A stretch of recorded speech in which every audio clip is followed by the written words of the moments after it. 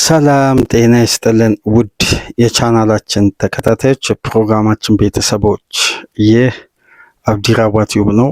ፕሮግራማችንን ላይክ በማድረግ እንዲጀምሩ፣ ላይክ ስታደርጉ የዚህም ፕሮግራም ተደራሽነት ከፍ ስለሚያደርግ ላይክ እያደረጋችሁ እንድታደምጡን፣ አዲስ ከሆናችሁ ደግሞ ሰብስክራይብ በማድረግ ለቻናላችን ቤተሰብ እንድትሆኑ፣ እንዲሁም ይህንን ፕሮግራም ከሀገር ውጭ የምታደምጡ ውድ የቻናላችን ተከታታዮች በሱፐር ስቲከር፣ ሱፐር ቻት፣ ሱፐር ታንክስ ድጋፍ እንድታደርጉ በአክብሮት እየጋበዝን ትናንት በተደረገ ተጠባቂና ትልቁ ጨዋታ በተለይ በሀገራችንም በመላው ዓለም ከፍተኛ ደጋፊ ያላቸው ሁለት ክለቦች ባደረጉት ተጠባቂ ትልቅ ፍልሚያ አርሴናል ማንቸስተር ዩናይትድን አስተናግዶ ዩናይትድ በኦልትራፎርድ በማንቸስተር ደርቢ 2-0 ማንቸስተር ሲቲን አሸነፈ። ትናንት ምሽት በአስደናቂ ሁኔታ፣ በአስደናቂ ግቦች፣ በአስደናቂ የታክቲክ የበላይነት ጨዋታውን በመረጡበት፣ ባቀዱበት፣ በተዘጋጁበት ስትራቴጂ አርሴናልን ለመጀመሪያ ጊዜ በዘንድሮ ሲዝን ኤሚሬትስ ላይ 3-2 በማሸነፍ ማይክል ካሪክ እና ልጆቻቸው እንግዲህ የበለጠ ከካሪክ ጋር አስደናቂ ተጨማሪ ሌላ ሳምንት ማሳለፍ ችለዋል። ፍጹም ያልተጠበቀና በ5 ግቦች የታጀበውን የኤሚሬትሱን ፍልሚያ በብዙ መልኩ እንመለከታለን። ለዩናይትድ ግን እነዚህ ሁለት ተከታታይ ሳምንት ለማመን የሚከብድ አስደናቂ የማይክል ካሪክ ታክቲሻን አሰልጣኝ መሆን ዳግም ኤሚሬትስ ላይ ማረጋገጫ የሰጠ ፔፕ ጋርዲዮላን፣ ሚካኤል አርቴታን በሊጉ 10 ዓመትና 6 ዓመት የቆዩ አሰልጣኞችን በ2 ሳምንት የአሰልጣኝነት ቆይታ በእንዲህ አይነት የታክቲክ የበላይነት ማሸነፍ ለአሰልጣኙ ከፍተኛ ክሬዲት ከመስጠት ከማድነቅ ውጪ ሌላ ምንም ሊነሳ አይችልም። አስደናቂ የሚካኤል አርቴታ አርሴናልን ሜዳው ላይ 3-2 በማሸነፍ ካሪክ አስደናቂ አጀማመሩን በላቀ ድልና የበለጠ የዘንድሮ ሲዝንን ለዩናይትድ በተሻለ ሁኔታ የሚያጠናቅቅበትን ተጨማሪ የትልቅ ጨዋታ ልዩነት ሆኗል። በዋንጫ ፉክክሩ ላይ ያለፈው ሳምንት ልዩነት ፈጠረ። አሁን የበለጠ ልዩነቱን የፈጠረ ድል ኤሚሬትስ ላይ ማስመዝገብ ቻለ። ጨዋታው እንደጀመረ እንግዲህ 29ኛው ደቂቃ ላይ አርሴናል በሊሳንድሮ ማርቲኔዝ በራሱ መረብ ላይ ባስቆጠረው ግብ ቀዳሚ መሆን ቻለ። 37ኛ ደቂቃ ማርቲን ዙቢመንዲ ባክ ፓስ ባደረገበት እንቅስቃሴ ብራያን ምቤሞ በአስደናቂ አጨራረስ አስቆጥሮ ብራያን ምቤሞ በአንፊልድ እንዲሁም በማንቸስተር ሲቲ የዛሬ ሳምንት ኦልትራፎርድ ላይ ከቶትንሃም ጋር አሁን ደግሞ ከአርሴናል ጋር ግብ በማስቆጠር እንግዲህ የትልቅ ጨዋታ ተጫዋች መሆኑን በድጋሚ ያሳየበትን አስደናቂ አጨራረስ ነበር የተመለከትነው። ከረፍት መልስ እንግዲህ ጨዋታው በተጀመረ ገና 5 ደቂቃ ባልሞላው ጊዜ ውስጥ ፓትሪክ ዶርጉ በምርጥ ግብ የጨዋታውን ግዝፈት የሚመስል አስደናቂ ግብ ከኤሪያ ውጪ ገራሚ ቮሊ አስቆጥሮ ማንቸስተር ዩናይትድ ካምባክ አድርጎ 2-1 መምራት ቻለ። አርሴናል እንግዲህ ደቂቃዎች እየገፉ በሄዱ ቁጥር ባሉት አማራጮች ተጠቅሞ ወደ ጨዋታው ለመመለስ በአርሴናል ጌም ኦፍ ስቴት ወይም አንዱ የማሸነፊያ መንገድ በሆነው ከቆሙ ኳሶች በተደረገ ሙከራ በዴድ ቦል ሚካኤል ሜሪኖ አስቆጥሮ 84ኛ ደቂቃ ላይ አቻ ማድረግ ቻለ። ጨዋታው ቀጥሎ እንግዲህ ሪስክን ታክቲካሊ መተግበር የሚችለው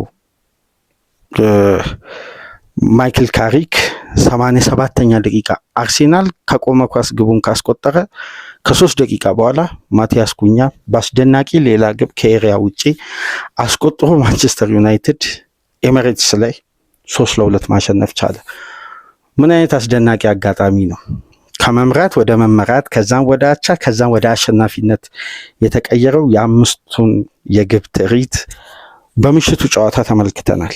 የሚካኤል አርቴታ አርሴናል ምን ነካው? የምሽቱ እንቅስቃሴ በብዙ መልኩ በብዙ የአጨዋወት ስታይል ውስጥ ያለፈ ፕሮግረሱን ያጠናቀቀ አማራጩን ያሰፋ ዴቪዙ የተስተካከለ ባላንስ የሆነ ቡድን በዚህ ደረጃ እንዴት ሊቸገር ቻለ? ማይክል ካሪክ የዛሬ ሳምንት ሲቲን ሲያሸንፍ ከነበረው የስልጠና ወቅት መካከል 3 ቀናትን ብቻ ነው ከክለቡ ጋር የቆየው። በ3 ቀን ውስጥ ግን ሲቲ ላይ ለመጠቀም ያሰበውን የታክቲክ ብልሃትን በተሻለ ሁኔታ በተረጋጋ አጋጣሚ መመልከት የሚችል የታክቲክ አማራጮችን ማዘጋጀት የሚችል ያውም የተሟላ አማራጭ ይዞ ለቀረበ አሰልጣኝ እንዲህ አይነት ፐርፎርማንስ ፈጽሞ ተቀባይነት የሌለውም። በተቃራኒ ማይክል ካሪክ ሳምንቱን ሙሉ በቂ ጊዜ በቂ ዝግጅት ከ3 ቀን የበለጠ ከደርቢው በኋላ በተረጋጋ ሁኔታ ቡድኑን ማዘጋጀቱን ደግሞ የበለጠ ውጤቱ በቂ ምስክር ነው።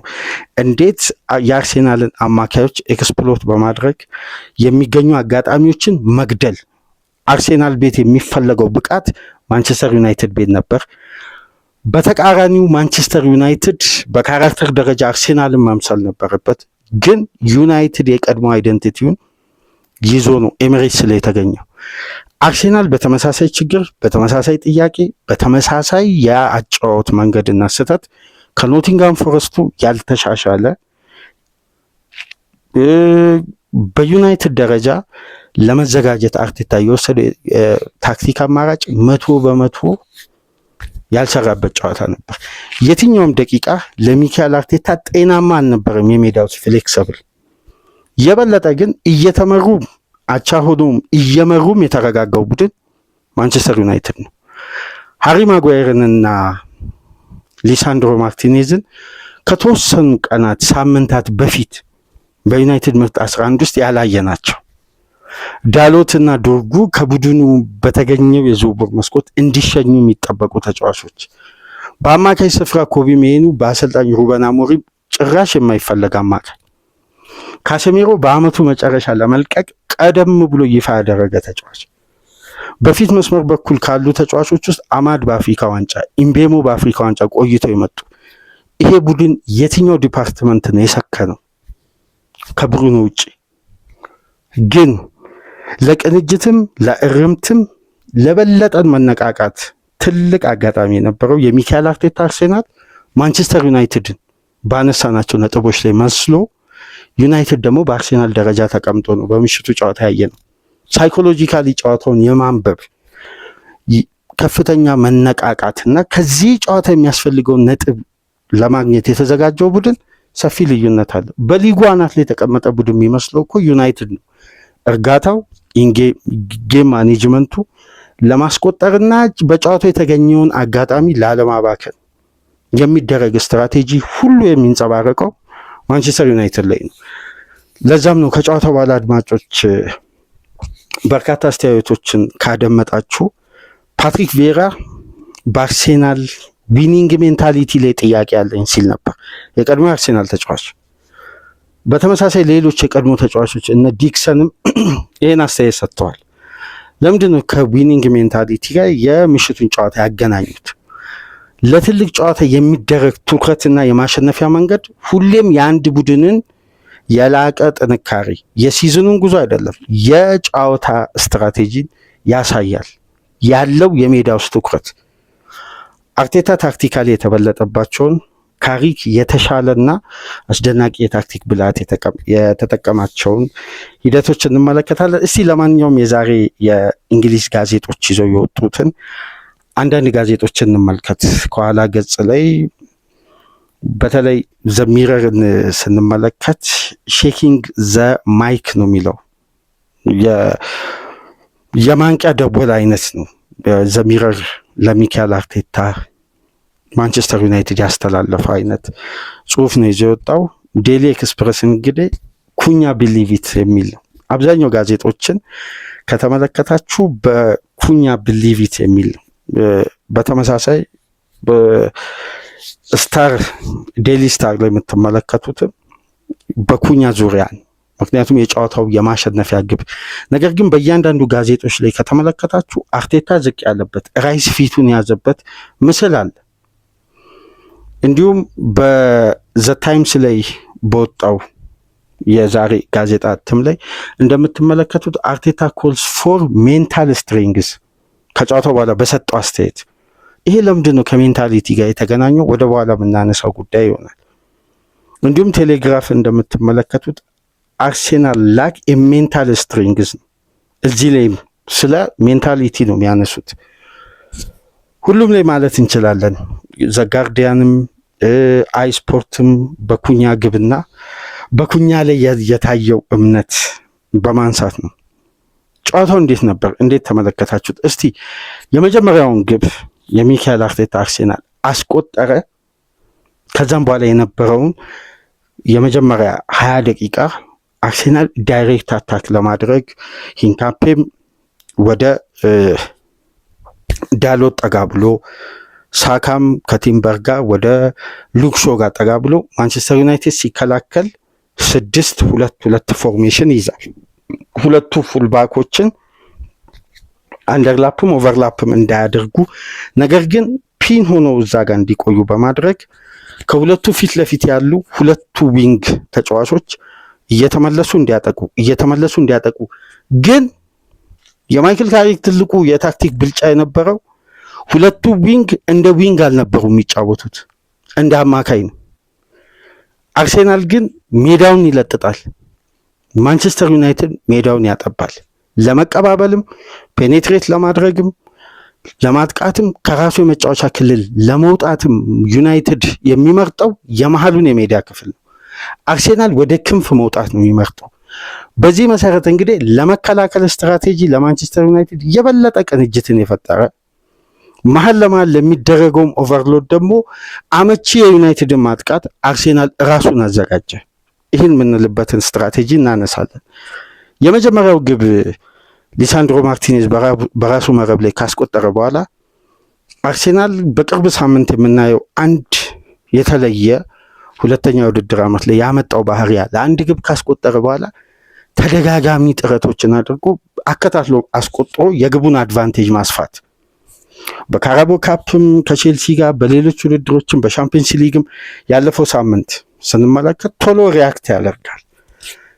ከመራ በኋላ ግን ለመጀመሪያ ጊዜ በዘንድሮ ሲዝን የአርቴታ ቡድን ቀድሞ አስቆጥሮ የተሸነፈበት ጨዋታ በዘንድሮ ሲዝን ለመጀመሪያ ጊዜ ቀድሞ አስቆጥሮ የተሸነፈበት ማይክል ካሪክ ለመጨረሻ ጊዜ በኬርቴከርነት የዩናይትድ አሰልጣኝ በነበረበት ወቅት የአርቴታ አርሴናልን 3-2 አሸንፎ ነበር። አሁንም በተመሳሳይ 3-2 ነው ኤምሬትስ ላይ አሸንፎ። ያንን ጨዋታ ኦልድ ትራፎርድ ላይ ነበር። አርሴናል በዘንድሮ ሲዝን ለመጀመሪያ ጊዜ በሜዳ የተሸነፈበት ጨዋታ ነው። ቀድሞ አስቆጥሮ የተሸነፈበትም ጨዋታ ነው። ለመጀመሪያ ጊዜ ደግሞ አርሴናል እንደ ቡድን ከ121 ጨዋታ በኋላ በአንድ ጌም 3 ግብ ሲያስተናግድ በ2023 በዲሴምበር ወር ሉተን ታውን ነበር ለመጨረሻ ጊዜ 3 ግብ ማስቆጠር ይቻል። ከዛም በኋላ ነው ከ121 ጨዋታ በኋላ 3 ግብ የተቆጠረበት። ይህንን ስታቶችን ስንመለከት እንዴት ነው የካሪች ቡድን አድቫንቴጅ ተወሰደበት፣ ግብ ተስተናገደ፣ በራሳቸው ተጫዋች መረባቸው ላይ ተቆጠረ። ከዛም በኋላ ሪያክት ለማድረግ የመጀመሪያ 29 ደቂቃ ኦንጎል ሲቆጠር የነበረው የማንቸስተር ሪትም አልተቀየረም። ሪያክት ለማድረግ ምላሽ ለመስጠት ይሄ ከተያዘው ስትራቴጂ በመውጣትና ለማጥቃት የሚደረግ ፍላጎትና አግሬሲቭ መሆን አይደለም የሚታየው። አሁንም የሰከነው ሞመንተም ቀጠለ። በማንቸስተር ዩናይትድ በኩል ግን ያደረጉት ምንድነው? ከራሳቸው መጫወቻ ክልል እየተላቀቁ ሲወጡ፣ መላቀቅ ሲባል አንድን ኳስ ተቀባብሎ በቢልድ አፕ በኩል በርካታ ንክኪ ከማድረግ ይልቅ አርሴናልን ወደ አንድ ፖዚሽን ላይ በመሰብሰብ ተቃራኒውን የሜዳ ክፍል በረጃጅም ፓሶች መጠቀም። ይሄ ማለት በቀጥታ ኳሱ የሚጣልበት ስፔስ ላይ የሚኖረው የዩናይትድ ተጫዋች ወደ ተጋጣሚ የመጫወቻ ክልል በፍጥነት የሚደረግ ማጥቃት ነው። ነገር ግን ሙከራዎች ሁሉ እንዲደረጉ የተፈለጉት ከኤሪያ ውጪ ነው። ለዛ ነው ማንቸስተር ዩናይትድ በጨዋታው 9 ተች ብቻ ነው የነካው። በአርሴናል የመጫወቻ ክልል ውስጥ። አርሴናል ግን በማንቸስተር የመጫወቻ ክልል ውስጥ 25 ኳሶችን ነጥቷል። የትኛው ቡድን ኢፌክቲቭ ነው ካልን ወደ አርሴናል ቦክስ መግባት የማጥቃቱን እንቅስቃሴ ፍሎ ከፍተኛ ተች ሊፈልግ ነው። ያ ማለት ደግሞ ራስን ለፕሬሲንግ ማጋለጥ ነው። ስለዚህ በፈጣን ሽግግር ወደ ተጋጣሚ አደጋ ክልል መድረስ፣ ቶሎ ፈጣን ምላሽ መስጠት ነው። ታርጌት የተደረገው ቦክስ ሳይሆን ታርጌት የተደረገው ሙከራን ነው። ክሊኒካል የመሆን የተገኘውን አጋጣሚ ማስቆጠር ነው። በዚህ ሪትም ነው ዩናይትድ መጀመሪያ 45ም የጀመረው ሰከንድ ሃፍም የቀጠለው። አርሴናል እንቅስቃሴው የበለጠ ለዩናይትድ ኤክስፕሎት የሚያደርጉትን ኤሪያዎችን ይከፍቱ ነበር። ለምሳሌ የመጀመሪያው የዩናይትድ ግብ ስትቆጠር የአርሴናል ቢልድ አፕ ዙቢመንዲ በጨዋታው የመጀመሪያ ደቂቃዎች ላይ ከሄዲንግ ሙከራው አንስቶ የነበረው እንቅስቃሴ ወደ ቀኙ የሜዳ ክፍል ያደላ አልነበር፣ ፒቮቱ ላይ ነበር። እዛ ቢልድ አፕ ላይ ግን አስገዳጅ የሆነ ወደ ቀኙ የሜዳ ክፍል አዘንብሎ እንዲጫወት ካደረገው ምክንያቶች መካከል በደንብ ልብ ብላችሁ ከተመለከታችሁ አማድ ዲያሎ የቀኙን የሜዳ ክፍል በመተው ወደ ግራው የሜዳ ክፍል በመምጣት ዶርጉን እያገዘው ነበር። ፖዚሽን ውጪ በደንብ እዛ ጋር ከተመለከታችሁ አርሴናል ግቡን ካስቆጠረ በኋላ በዛም ወቅት ተጨማሪ ኃይል ለመሆን ኢንቨርት ባደረገበት አጋጣሚ ኳሱ ወደ አርሴናል የመጫወቻ ክልል ውስጥ መጣ። ማንቸስተር ተነጠቀ። አርሴናል እንደገና ራሱ መስርቶ ሊጀምር ነው። ስለዚህ የዙቢመንዲ ፖዚሽን ናቹራል አልነበረም። ከሳሊባ ፈንጠር ብሎ ወደ ቀኙ የሜዳ ክፍል አድልቶ የጠበቀበት፣ ሳሊባ ደግሞ የማንቸስተር ኦቨርሎድ መፍጠር አማካይ ክፍሉ ላይ የበለጠ ለአርሴናል ኮንፈርት ዞን ስላልፈጠረ ሳሊባ ፔኔትሬት እያደረገ ይሄ መጫን ከዩናይትድ የመጣውን የኳስም የተጫዋችንም ቁጥር ባላንስ ለማድረግ ኳሶችን እየገፋ ከራሱ ክልል ወደ ተጋጣሚ ክልል መሄድ የጀመረበት ደቂቃ ነበር። ስለዚህ ይሄ ታይሚንግ ምን ይፈጥራል? ፖዚሽናል ሺፍት ስለሚኖር ቦታውን ባላንስ ለማድረግ ከሳሊባ ከተቀበለ በኋላ የቀኙ ሳሊባ ጥሎ የሚሄደውን ፖዚሽን ላይ ኳሱን ይዞ መቆየት ወይም ቢልዳፑን ለሳሊባ ከሰጠ በኋላ ሳሊባ ፔኔትሬት ሲያደርግ ያንን ቦታ ሪከቨር ለማድረግ ነው፣ ወይም ባዶ እንዳይሆን ከጋብርኤል አጠገብ ማለት ነው። ስለዚህ እዛ ፖዚሽን ላይ መገኘቱ የዙቢመንዲ ትክክለኛ ታክቲካል ሂደት ነው። ግን ሳሊባ ለደብል ፓስ ነው ኳሱን ያቀበለው ወይስ ፖዚሽኑ ላይ ቆሙ ለመቀበል? አሁን ዙቢመንዲ ኳሱን ሳይመለከት ነው ባክ ፓስ የሰጠው። በዛም ወቅት ለደብል ፓስ የሚመች ፓስ አድርጎ ነው ያለፈው ሳሊባ። ስለዚህ ዙቢመንዲ የሚያስበው እዛ ጋር የተፈጠረውን ኦቨርሎድ ባላንስ ለማድረግና የአማድን ሙቭመንት ለመከታተል ሲል በቀየረው ፖዚሽን ተመልሶ ያ ተከላካይ እዛ ጋር ሪከቨር ያደርጋል በሚል ነው ባክ ፓስ ያደረገው።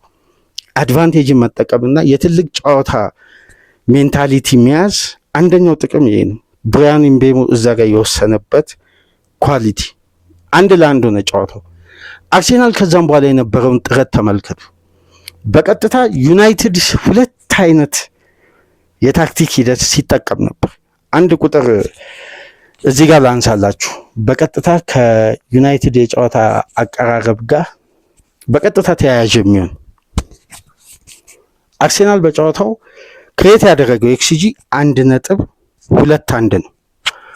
ማንቸስተር ዩናይትድ ክሬት ያደረገው ኤክስጂ ግን 0.73 ነው በኤክስጂ ደረጃ። አርሴናል ከነዚህ 1.2 ኤክስጂ ውስጥ ክፍት ከሆነ እንቅስቃሴ የተጠቀመው 0.39 ነው። አብዛኛው የነበረው 0.81 ክሬት የተደረገው ከሴት ፒስ ነው።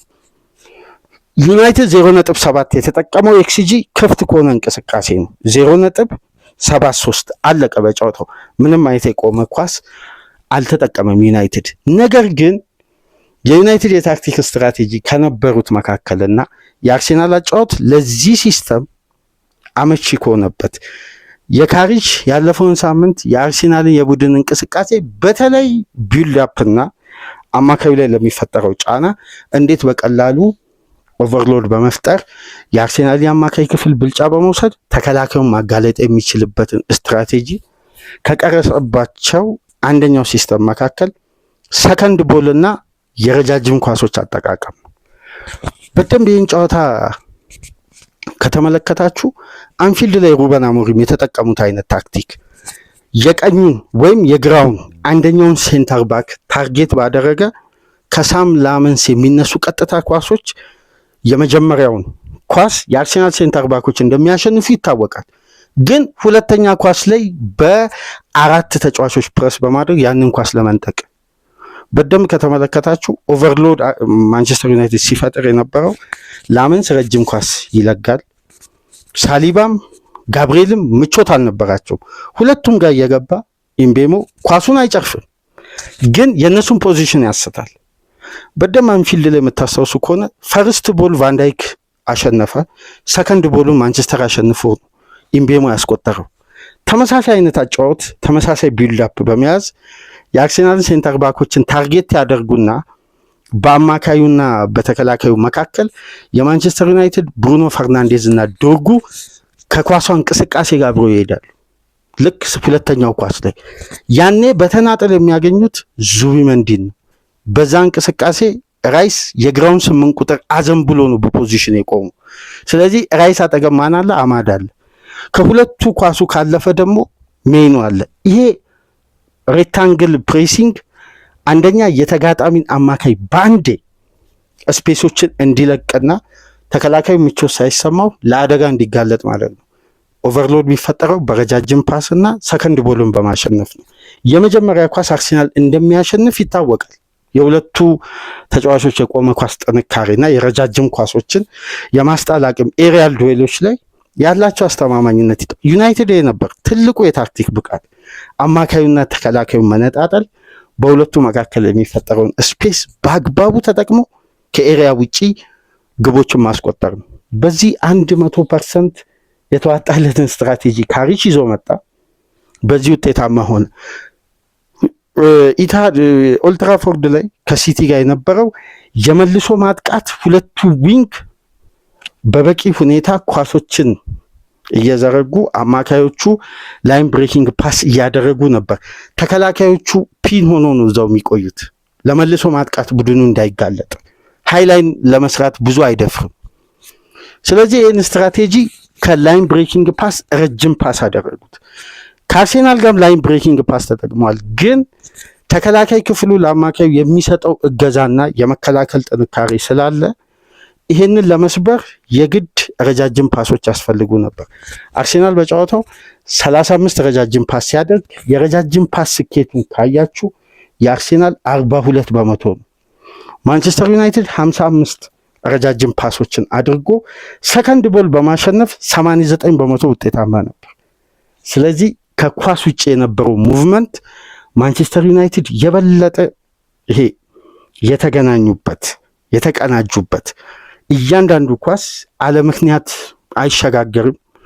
ኮንትሮልም ሲያደርጉ ሂደቱ በተቀናጀ ሁኔታ ለምሳሌ አይታችሁ ከሆነ ማርቲኔዝም ማጓየርም ከኳስ ጋር ኮንፈርት ነበራቸው። ለምን? የአርሴናል ተጫዋቾች ፕረስ ለማድረግ ሰፊ ሜዳ ነው የሚሮጡት። ዩናይትድ ዊንጎቹን ወደ ክንፍ አውጥተው እንዲጫወቱ አያደርግም። እስቲ በደንብ በምሽቱ ጨዋታ ካስተዋወሳችሁ ዩናይትድ ክንፉን ሲጠቀም አልነበረም። አርሴናል ግን ክንፉን ለማጥቃት ሲጠቀም ዩናይትድ 6 ሆኖ ነው የሚከላከለው። ስለዚህ ሲያጠቁ ወደ አማካይ ክፍል በዛ ብሎ ነው ዩናይትዶች የሚገቡት። ስለዚህ አጭር የእንቅስቃሴ ሽግግር ካልሆነ ሰከንድ ቦል ማሸነፍ። ይሄ በጣም ፍሌክሲብል የነበረ የካሪች ቡድን ምስል ያየ ነው። አርቴታ ደግሞ እያንዳንዱ ሽግግር እሱ በፈለገው ሞመንተም ስቴፕ እንዲሄድ ይፈልጋል። ለዛ ደግሞ አስፈላጊውን ቱል ሜዳ ውስጥ አላቆየም። ስለዚህ ግራ በተጋባ የጨዋታ ስታይል ነበር አርቴታ ምሽቱን ያሳለፈው። እስቲ ከፖሴሽን እንቅስቃሴ ብትነሱ የመጨረሻ 3ኛ የሜዳ ክፍል ላይ የአርሴናል ማጥቃትና ድግግሞሽ ያለው ፓስ የነበረው የት ነው? የቀኙ የሜዳ ክፍል እንዳምናው እንደ ካቻም ነው እንዳለፉት ጨዋታዎች ሁለቱንም ዊንግ ሴንትራል ፕሮግረስ የሚያደርግ ሶስቱም የሜዳ ክፍል የመጠቀም አማራጭ አልነበረው። አንድ አይነት ሙቭመንት ይፈልግ ነበር። የበለጠ ደግሞ ዋይት ሳካን ያግዟል። ሳካ ያጣው ኦቨርላፕ ነው የሚል ሌላ ተጨማሪ ራሱ ላይ አደጋ የፈጠረው ቤን ዋይት እንዲሮጥ 6 ተከላካይ ነው ከኋላ ያለው። ለምን ዩናይትዶች 4ቱን የኋላ ተከላካዮችን እንዲነቅሉ አይደለም ያደረገው፣ እዛው ፒን ሆነው ስፔስ ላይ እንዲገኙ። እነሱ የሚታገዙት በአማድና በዶርጉ መካከል ነው። አማካይ ክፍሉ የመጋለጥ ባህሪ አይኖረውም። ለምን ሊሻን ፈንጠር ብሎ ያግዛል፣ ማጓየርን ፈንጠር ብለው። ለምሳሌ ማጓየርን የጨዋታው ኮከብ ብለውታል ፕሪሚየር ሊጉ። ምክንያቱም 9 የጋራ ኳሶችን 9ኙንም አሸንፏል ከተለያዩ ተጫዋቾች ጋር። ለምሳሌ የዩናይትድ ማጥቃት ምን ያክል ፍሌክሰብል እንደነበረና አርቴታ እንደተጋለጠ የምናስተውለው ሊሳንድሮ ማርቲኔዝ በጨዋታው 11 ላይን ብሬኪንግ ፓስ በስኬት አጠናቋል። በመስመሮች መሃል የሚደረግ ሰንጣቂ ኳሶችን። ለምን የአርሴናል ተጫዋቾች አንደኛ ዞናል ፕሬስ ላይ አልነበሩም። ማንቱማን ፕሬስ ላይ የዩናይትድን የሽግግር እንቅስቃሴ መቋቋም ሁለቱ ሜኑና ካሰሚሮ ቴክኒካሊ ማታ አስደናቂ ተጫዋቾች ነበሩ። ኳስን አንድ ኤሪያ ላይ ለማድረስ ውሳኔያቸው፣ ታይሚንጉ፣ ፕሬሲንግ የመሻገር አቅማቸው፣ ሜዳን የሚመለከቱበት በተለይ ወደ አንድ የሜዳ ክፍል አርሴናልን ከሰበሰቡ በኋላ ወደ ተቃራኒው የሜዳ ክፍል ኳስን ሲጥሉ የአርሴናል ስፔሶች በአጠቃላይ ይጋለጣሉ። አርቴታ የካሪችን የጨዋታ ስትራቴጂ የበለጠ ኮምፓክት ለማድረግ ሚካኤል ሜሪኖን አማካይ ክፍል ላይ ያስገባል። የአርሴናል ክሬቲቪቲ የበለጠ 0 ገባ። ከዛም በኋላ አርሴናል እንዴት ነው ሴንትራል ፕሮግረስ ሊያደርግ የሚችለው? ራይስ ላይ ሜሪኖ ተጨምሮ ሜሪኖ ላይ እንደገና ኢዜ ከዚህ በፊት ከ1 ወር 2 ወር በፊት ደጋግሜ አንስቻለሁ። ኢዜ ያለ ሜሪኖ ከገባ የአርሴናል ፍሎ አንደኛ ወጥነት አይኖረውም፣ ተጫዋቹ ምቾት አይኖረውም፣ አርሴናል ቻንሶችን ክሬት አያደርግም። ለዛ ነው ወደ ዊንግ ኳሶቹ በአጠቃላይ የሚዘረጉት። ተደጋጋሚ እንቅስቃሴ ይኖራል፣ ተጋጣሚ ስትራቴጂውን ያስተካክላል። ለምን መሀል ለመሀል ሽግግሮች አይኖሩም። ራይስም ሜሪኖም ክሬት የማድረግ አቅማቸው 0 ነው በፓስ ሲኩዌንስ። ለምን ሜዳው ለነሱ ሰፊ አይደለም። ቴክኒካሊ አጭር ቅብብል ካልሆነ ዲያጎናል ፓስ ነው። እንደ ዙቢመንዲ በሁለቱም እግሮች የሜዳውን አብዛኛውን ስፔስ ኤክስፕሎት ለማድረግ የተለየ ዩኒክ ፓስ ማድረግ አይችሉም ቴክኒካሊ። እዚህ ላይ ደግሞ ተደጋጋሚ ፓሶች እንዲደርሱት የሚፈልገው ኢዜን 3ኛ የሜዳ ክፍል ላይ ካስገባ ፔኔትሬት የሚያደርጉና ፕሮግረስ የሚያደርጉ ፓሶች ያስፈልጋሉ። ለሁለቱም ፓሶች ደግሞ ራይስም ሜሪኖም አያስፈልጉም ሜዳ ውስጥ። አርቴታ ተደጋጋሚ ስህተት፣ ተደጋጋሚ ዋጋ መክፈሉን ቀጥሏል። ይሄ ዘመናዊ እግር ኳስ ውስጥ በደንብ አይታችሁ ከሆነ ኡናይ ኤምሬ ነው በድፍረት የ4 ተመሳሳይነት ባህሪ ያላቸው ዲፌንሲቭ ሚድፊልደሮች ግን በፓስ ሲኩዌንሳቸው ግን የተለያዩ። ለምሳሌ አማዶ ኦናና ፔኔትሬት አድርጎ በአግሬሲቭ መሮጥ ይችላል። ዩሪ ቴለመስ ፓሱ አስደናቂ ነው። ካማራ የሁለቱንም እንቅስቃሴ አጣምሮ የያዘ ነው። ማጊን በደንብ ፕሬስ ያደርጋል። ለዛ ነው 4ቱን አማካዮች የሚጠቀሙ። ግን የቻንስ ክሬት የመጨረሻው አማራጩ ማን ነው? ሞርጋን ሮጀርስ ነው። አርቴታ 2 ተመሳሳይ አማካዮችን አድርጎ እነዛ አማካዮች ለክሬቲቭ አማካዩ የሚያደርሱት የኳስ እንቅስቃሴ የዛን ያክል ፔኔትሬት የሚያደርጉ አይደለም። በደም ተመልከቱ። ኢዜ ባለበት ጨዋታ ሜሪኖ ፎልስ ናይን ሲሆን የበለጠ ለኢዜ ጥሩ። ለምን ወደ አንደኛው ዊንግ ስለሚወርድ እየወረደ አጭር ተች ስለሚያደርግ። ግን 8 ቁጥር ላይ ሲጫወት ኢዜ ወደ ሁለቱም ወደ ግራውም ወደ ቀኙም የክሬቲቪቲ ኤሪያ እየገባ መጫወት ስለሚፈልግ በቂ ስፔስ ይፈልጋል። ያኔ የራሱ ተጫዋች ነው ለኢዜ ምቾት የሚነሳው። ለዛ እኮ ነው ኢዜ ሜሪኖ አማካይ ላይ ካለ ምቾት የማይሰማው። ተመሳሳይ ባህሪ ያለፈው ሳምንትም ያየነው ከኢንተር ሚላን ጋር ይሄንን እና አርቴታ ተደጋጋሚ ያጫው ሲስተም እየደጋገሙ ዋጋ ግን የሁለተኛውን ጎል እስቲ እንመልከት። ከረፍት በኋላ ፓትሪክ ዶርጉ ሲያስቆጥር የዶርጉ ግብ ስትቆጠር አንድ ምስል እየተመለከትኩ ነበር በኤክስ ገጽ ላይ እና የአርሴናል አማካዮችን 4ቱንም ተመልከቱ በድጋሚ ምስል። የማንቸስተር ፕሬሲንግ ሬክታንግል ነው ካለን የአርሴናል ስፔስ ፕሬሲንግም ሬክታንግል ነበር። ግን ዶርጉ የክንፍ ተጫዋች አልነበረም፣ አማካይ ነው። ሲከላከል ስድስተኛ ተከላካይ፣ በዛ በኩል አማድም ወደ ዳሎስ ስድስተኛ ተከላካይ ይሆናል። ሲያጠቁ ግን አማካይ ነው የሚሆኑት። 4-2-2-2 ስትራቴጂ ነው የያዙት። ለዚህ ነው ብሩኖና ዶርጉ የነበረው ቅብብል መሃል 4 የአርሴናል አማካዮች ዞኑን አጥሯል፣ ግን አንድም ተጫዋች ወደ ኳሱ አልተጠጋም። ከዛም በኋላ ኳሱን ኮንትሮል አድርጎ 1-2 ተቀባብሎ ሲሸጋገሩ በዛ ታይት ኤሪያ ውስጥ ሲታለፍ ግን የነበረው የአርሴናል ጌም ኮንሰንትሬሽን አይተም አናውቀው። የ6 ቁጥሩ ቦታ እንዴት እንደተጋለጠ ይሄን የማስጣል ደግሞ ኃላፊነት ከዙቢመንዲ ይልቅ የራይስ ነው። ምክንያቱም ፔኔትሬት አድርጎ የመጣው ዶርጉን በደንብ ቪዲዮን ተመልከቱ። ከግራው የአርሴናል 8 ቁጥር ቦታ ነው። ብሩኖ ፈርናንዴዝም በተመሳሳይ ግራውን የአርሴናል 8 ቁጥር ቦታ ላይ ሆኖ ነው ኳሷን የተቀበለ። ደብል ፓስ አድርገው ሲሻገር ግን በልዩነት ነው ዶርጉ አስደናቂውን የጨዋታ ግብ ማስቆጠር የቻለው።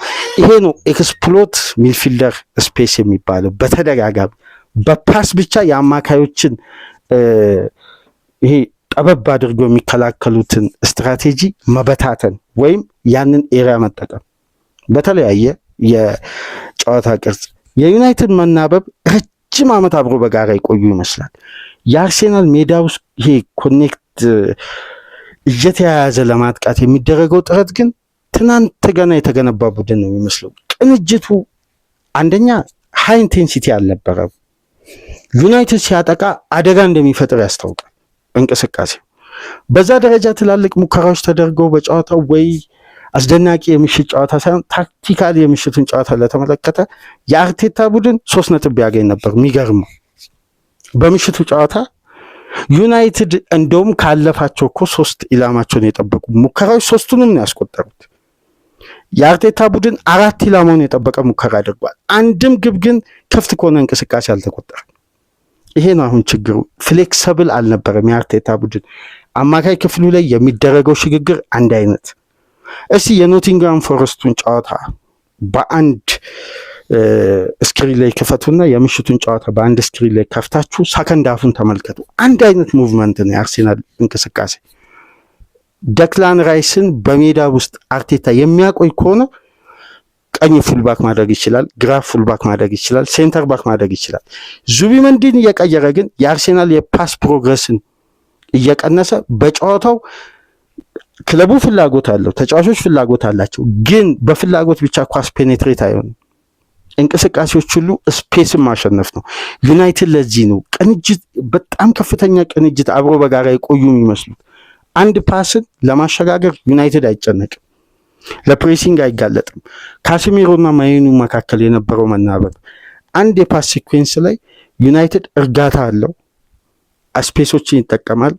ወደ ዊንግ ኳሶችን አያወጡም። ለምን? ለከፍተኛ ፕሬሲንግ መዳረግ ስለማይፈልጉ አማካይ ክፍል ላይ መሰብሰብ ነው የአርሴናልን የተጫዋች ቁጥር። አሁን የዶርጉ ግብ ላይ 4 ተከላካይ 4 አማካይ አንድ አይነት ስፔስ ላይ መገኘት፣ 4 ተጫዋቾች ከላይ በኩል ቲምበር አለ፣ ዙቢመንዲ፣ ራይስ፣ ኦዲጋርድ እንዴት እንደነበሩ 4ቱም ተጫዋቾች አንድ አይነት ፖዚሽን ላይ። ዶርጉ ግን ያስቆጠራትን ቦታ ተመልከቱ። የ10 ቁጥር ቦታ የማንቸስተር፣ የ6 ቁጥር ቦታ የአርሴናል ፖዚሽን። እዛ ቦታ ላይ ዶርጉ ዊንገር ሆኖ ቢሰለፍ አይገኝም። ስለዚህ ዊንግ አልነበረ የምንለው ለዚህ ሁሉም ተጫዋቾች አማካይ ክፍል ላይ ተሰብስበው አርሴናልን ፕሬስ ያደርጋሉ። እነሱ ግን ለፕሬሲንግ አይመቹ፣ በጠባብ ስፔስ ውስጥ ስለሚቀባበሉና በፍጥነት ሽግግር ያደርጋሉ። አርሴናል ሞር አግሬሲቭ ሲሆን ግን ወደ ረጃጅም ፓስ ሳምላመን ሲቀይራል። በጣም የመናበብ የነበረው የዩናይትድ ታክቲካል ዲስፕሊንን ነበር ያስተዋል ነው። ከዛም በኋላ እንግዲህ ሚካኤል ሜሪኖ ተቀይሮ ገባ። አርሴናል ጥረት በሙከራ ሳይታገስ ጥረት ነበር፣ ሙከራ የሌለው ጥረት፣ አግባብነት የሌለው የተጫዋቾች ለውጥ። በአንዴ 4 ተጫዋች አርቴታ ለምን ቀየረ በምሽቱ ጨዋታ? አሁን አብዛኛው የእግር ኳስ ቤተሰብ አንድ አይነት አስተያየት ለምን ተቀየረ ነው። ግን አርቴታ አንዳንዴ በጨዋታው ላይ ያሉትን አማራጭ ተጠቅም ያለው በሚል ተጫዋች ከቀየረ ተገቢ ነው ልንል እንችላለን። ግን የተቀየሩ ተጫዋቾች ፖዚሽናል ነው። በአርሴናል የማጥቃት እንቅስቃሴ ላይ እስቲ ልብ ብላችሁ ተመልከቱ። የተቀየሩ ተጫዋቾች አንድ የፈጠሩት ተጽዕኖ የለም። አንድ ማድዌኬ ፈጣን ሩጫ ያደርጋል፣ ግን ፋይናል ዲሲዥኑ ደካማ ነው። ቤን ዋይት ኦቨርላፕ ያደርጋል፣ ግን ኳስ በበቂ ሁኔታ ስለማይደርስ የአርሴናል አማካይ ፕሮግረስ ማድረግ ስለማይችል የተለመደ ሳሊባ ራይስ ለጋብርኤል ይመልሳል፣ ወደ አንደኛው ክንፍ ይሄዳል።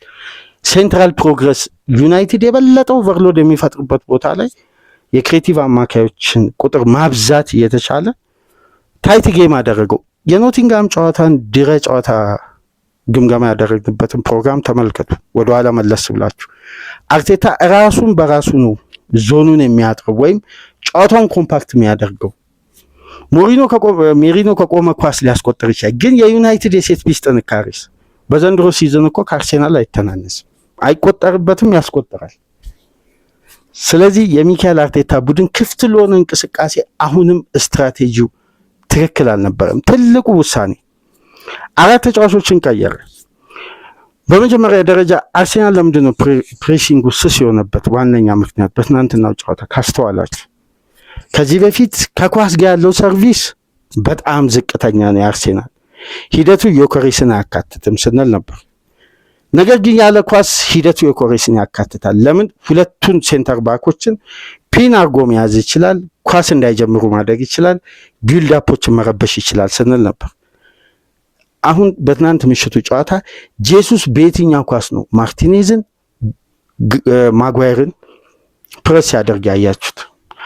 ልክ ከኦዲጋርድ እኩል ቢልዳፑን ለመሳተፍ አማካይ ክፍሉ ድረስ ይመጣል። ያኔ ምንድነው ሴንተር ባኮቹ የበለጠ ለመከላከል ሪላክስ ያደርጋሉ፣ ስፔስ ያገኛሉ፣ የጨዋታውን ሪትም ይመለከታሉ፣ ኳሷን ተከትለው ሄደው ዱዌሎችን ያሸንፋሉ።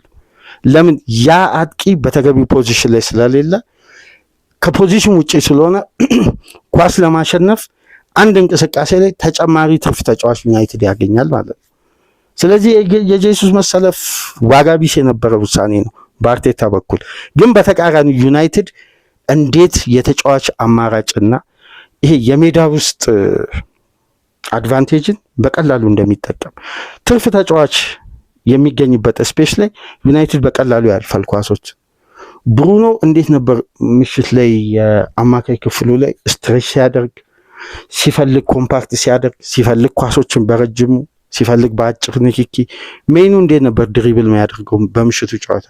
ሜኑ እኮ ከሲቲ ጨዋታ የበለጠ ትናንት ምሽት የበለጠ ከኳስ ጋር ጤናማ ነበር። እንደውም ለሲቲ ጨዋታ ተጫዋች የመጣል ግዴታ ውስጥ ይገባ ነበር፣ ፕሬሲንግን ማለፍ ነበርበት። በምሽቱ ጨዋታ ሜኑ ማን ነው ፕሬስ ያደረገው? ካሴሚሮ እንደ ትናንት ምሽቱ ምቾት ተሰምቶት ያለበት ጨዋታ አልተመለከትም። ረጃጅም ፓስ ያደርጋል። ማጓየር ፔኔትሬት እያደረገ ከራሱ ኤሪያ ሲወጣ ነበር። ማርቲኔዝ ወደ ግራው ዊንግ አዘንብሎ በጣም በነፃነት ሲጫወት ነበር። አርቴታ ይሄ ምስቅልቅል ባለ የታክቲክ እና የተጫዋቾች ፍላጎትና ስሜት ነው ወደ ሜዳ የገባው። ለዛ ነው ለዩናይትድ ጌሙ አርሴናል በሜዳውና በደጋፊ ፊት ጨዋታ ላይ አድቫንቴጅ ወስዶ ለመጀመሪያ ጊዜ የተሸነፈው። ለምን? ዩናይትድ ታክቲኩን ለመተግበር መስከን መረጋጋትና የጨዋታውን ፕላን መፈጸም ነው ስትራቴጂው። ይህን በአግባቡ ዩናይትድ ፈጽሞ 3 ኢላማውን የጠበቀ ሙከራ አደረገ። 3ቱንም በአስደናቂ ግብ አስቆጠረ።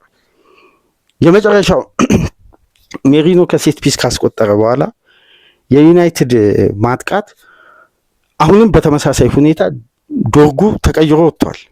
ሼሽኮ ግን ኳሱን ለማሸነፍ ልክ ከረፍት በፊት ኢምቤሞ በነበረበት ፖዚሽን ላይ ነው ሼሽኮ የተገኘው። ኢምቤሞ ከረፍት በፊት የተገኘበት፣ ኩኛ ደግሞ ዶርጉ የሚገኝበት ፖዚሽን ላይ። ስለዚህ አማካይ ክፍሉ ላይ ኦቨርሎድ መፍጠር ነው የዩናይትድ ትልቁ የጨዋታ ስትራቴጂ እና ተከላካዩና አማካዩ መነጣጠል ነው። ይህን ስትራቴጂ በአግባቡ ተጠቅመው አሁንም ተመሳሳይ ፖዚሽን ተመሳሳይ ስፔስ ላይ የተገኘውን አጋጣሚ ኩኛ እንግዲህ የጨዋታው ልዩነት ነበር።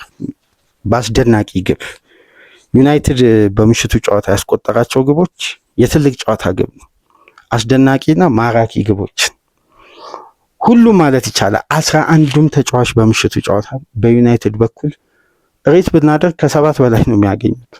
ምክንያቱም ለአሰልጣኙ የሚመቸውን ታክቲክና አሰልጣኙ ያዘዛቸውን ሲፈጽሙ ነበር ሜዳ ውስጥ በስትራቴጂ አንድም መደናገጥ ሲመሩ፣ አንድም መረበሽ፣ አቻም በድጋሚ ሲሆኑ ዩናይትድ ግራ ተጋብቶ የጨዋታ ፕላን ለመቀየር የሚደረግ ምንም አይነት ጥረት አልነበረም። ይዞ የመጡትን ስትራቴጂ እስከ መጨረሻ ድረስ መፈጸም ነበር በዩናይትድ በኩል። አርቴታ ገና አድቫንቴጅ ሲወሰድበት የአራት ተጫዋች ለውጥ፣ የጨዋታው ሞመንት ብጥብጥ ባንዴ።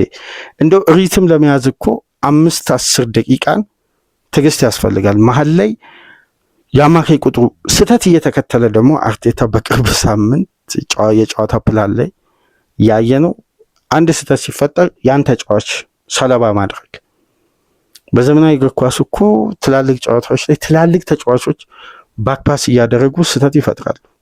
ለምሳሌ ሮድሪጎ በማንቸስተር ደርቢ ባክፓስ አድርጎ ትልቅ አደጋ ተፈጥሮ ነበር እና አንዳንዴ አርቴታ ሪስክ ለመውሰድ ለውጦቹ ተጽዕኖ እንዲፈጥሩ ቢያንስ አታኪንግ ማይንድ መሆን አለበት። ሂንካፔ ወጣ፣ ቲምበር ወደ ግራ ክንፍ ሺፍት አደረገ፣ ዋይት ቀኝ ፉልባክ ላይ ሆነ። ሊያግዝ የሚችለው የተለየ ብቃት ምንድነው? ኦቨርላፕ ነው። ግን ለኦቨርላፕ ስፔስ እንዳያገኝ አንድ እንደው በደንብ የአርሴናልን የምሽቱን ፕላን ለውጦቹ ምን ያክል የጨዋታውን ስትራቴጂ እንደበጠበጡ የምትመለከቱት። ዋይት የእጅ ሊወረውር ሲል የሚቀበለው ተጫዋች ጠፍቶ ስንቴ ነው ደጋፊ ሜዳ ውስጥ ተቃውሞ ሲያሰማ የነበረው?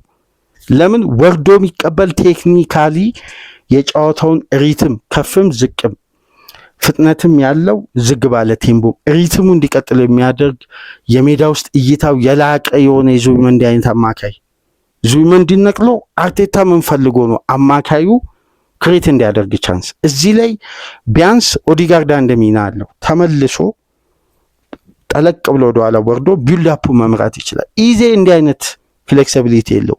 ፋይናል ሰርድ ነው ስፔስ የሚፈልገው። እዛ ላይ ደግሞ የበለጠ ሜሪኖን አማካይ ክፍል ላይ ከራይስ ጋር ደብል ፒቮት በሎ ብሎክ ለመጫወት የሚያመች ስትራቴጂ ነው ያዘው። ዩናይትድን ተመልከቱ። ኢምቤሞን 69ኛ ደቂቃ በማቲያስ ኩኛ ሲቀይር ፖዚሽን በፖዚሽን ነው፣ እዛው ፖዚሽን ላይ ነው አዲስ ጉልበት አዲስ ኃይል የቀየረው። ግን ማይክል ካሪክ ምን ያክል ደፋርና ከዚህ ጨዋታ 3 ነጥብ ለማግኘት አቅዶ እንደመጣ የምትመለከቱት። ፓትሪክ ዶርጉ ሲጎዳ በቀጥታ ቀይሮ ያስገባው ቤንጃሚን ሼሽኮን። ምንም የጥንቃቄ ለውጥ አይደለም፣ ወይም የመከላከል ስትራቴጂ አልነበረም። መጨረሻ 88ኛ ደቂቃ ላይ አማድ ዲያሎን በማዝራዊ የቀየረው። ምክንያቱም በዛ በኩል ሺፍት ያደረጉ አዲስ ኃይል አዲስ ጉልበት በላኛው በኩል ማዱዌኬን አስገብቶ በዚህ በኩል ሳካን ቀይሮ በማስገባት ፖዚሽን በመቀየር አዲስ ኦቨርሎድ አርቴታ ለመፍጠር ስላሰበ ይሄን ለማስቆም ማዝራዊ ነበር በቀኝ ፉልባክ ቦታ ተጨማሪ ይሄ ባላንስ መከላከሉን ለማድረግ። ግን ስትራቴጂካል ለውጡ እንዳለ የአጥቂ ክፍሉን ማደስ እንጂ አማካዩን ኮምፓክት ለማድረግ ጥረት አለ። ለምን አርቴታ ራሱ ለዩናይትድ የሚመች ስትራቴጂ እየፈጠረ መጣ በጨዋታው ፕላን። ዩናይትድ የበለጠ ፍሌክሲብል እየሆነ ለዛ ነው በጨዋታው ዩናይትድ ኢፌክቲቭ እንደሆነ ያለ ኳስ ባለውም እንቅስቃሴ ያስታውቅ ነበር። የአርሴናል እንቅስቃሴ ርብርብና ድግግሞሽ ነው። ይሄ ወደ ውጤታማነት የሚቀየር አልነበረም። ለዚህ ነው በምሽቱ ጨዋታ የማይክል ካሪክ ታክቲክ 100% ባሰበው ባቀደው ስትራቴጂ ደረጃ ፐርፌክት ሆኖ የተጠናቀቀው። ለዚህም ነው 3 ነጥብ በምሽቱ ጨዋታ ዩናይትድ በሚገባው የጨዋታ ስትራቴጂና በመረጠው የጨዋታ ፕላን ማሳካት የቻለው። ለዩናይትድ ደጋፊዎች እንኳን ደስ አላችሁ እያለን ከዚህ ፕሮግራም በመቀጠል አባ ደግሞ የራሱን እይታ በዚህ ጨዋታ ዙሪያ ያጠናከረው ፕሮግራም አለ። ከዚህ ፕሮግራም በመቀጠል የምሽቱን ጨዋታ በሱ እይታ በሱ የታዘባቸውን ጉዳዮችን አጠቃሎ በሁለቱ ክለቦች መካከል ይዞ ይመጣል። በእኔ በኩል የነበረው የምሽቱን ጨዋታ ድህረ ጨዋታ ነጥቦች ይህን ይመስላሉ። ላይክ፣ ሼር፣ ሰብስክራይብ ማድረጋችሁ እንዳትረሱ። ከሀገር ውጭ የምታደምጡ በሱፐር ስቲከር፣ በሱፐር ቻት፣ በሱፐር ታንክስ ድጋፍ አድርጉ። ከአባ ጋር በቀጣይ ፕሮግራም ትገናኛላችሁ። በሶስተኛ ክፍል ፕሮግራማችን ደግሞ ሌላኛው የለንደን ክለብ እንግዲህ ቼልሲ ትናንት ወደ ሌላኛው ለንደን ክፍል ተጉዞ በሸለረስ ፓርክ 3-1 የሆነ አስደናቂ ውጤት በ3 የላቲን አሜሪካ ተጫዋቾች ድል ቀንቶታል። ያንን ደግሞ በሌላ ፕሮግራም የምንመለከትበትን አርዕስት ይዘን እንመጣለን። ለማንኛውም ከአባ ጋር መልካም ቆይታ እንድታደርጉ እየተመኘው እኔ ከወዲሁ ተሰናበትኩ። ሰላም ቆዩ።